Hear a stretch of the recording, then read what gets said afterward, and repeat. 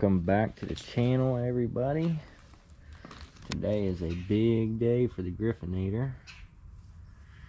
Yup, Walker Evans. They finally came in, and it's time to get them on.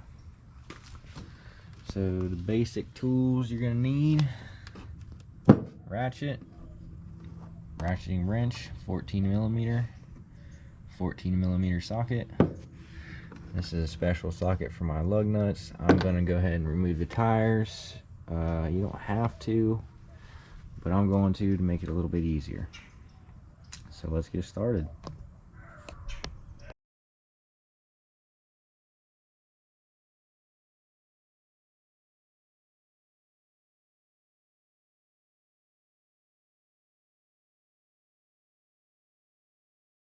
So now what you're going to want to do, 14mm socket, 14mm ratcheting wrench, remove this bolt and this bolt. The shock will come right out.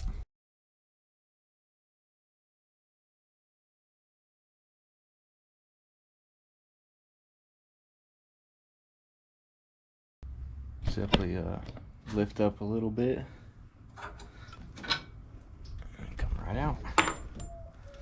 That's out. Come right out. Shock removed. Alright, so as you will notice,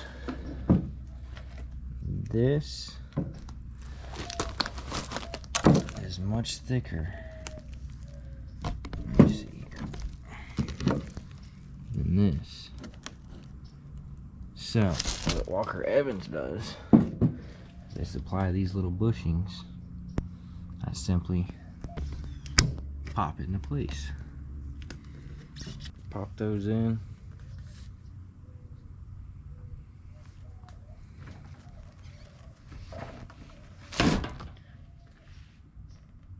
And you can see that makes up for it. So we'll get the bushings in and we'll get this baby installed.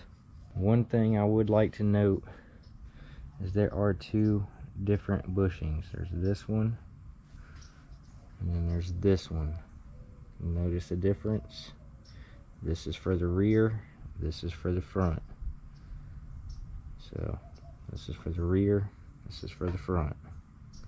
Okay, so once you get your bushings popped in where they need to be, just simply reinstall your bolts, and that's it, guys.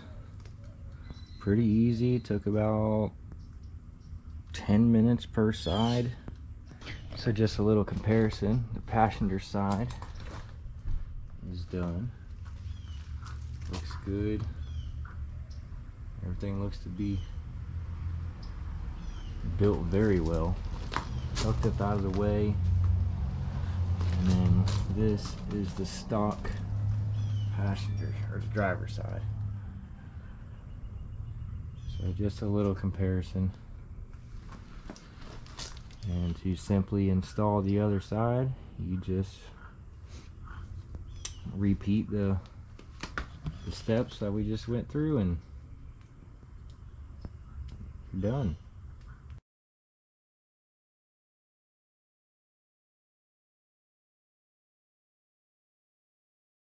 Alright, so both sides are on.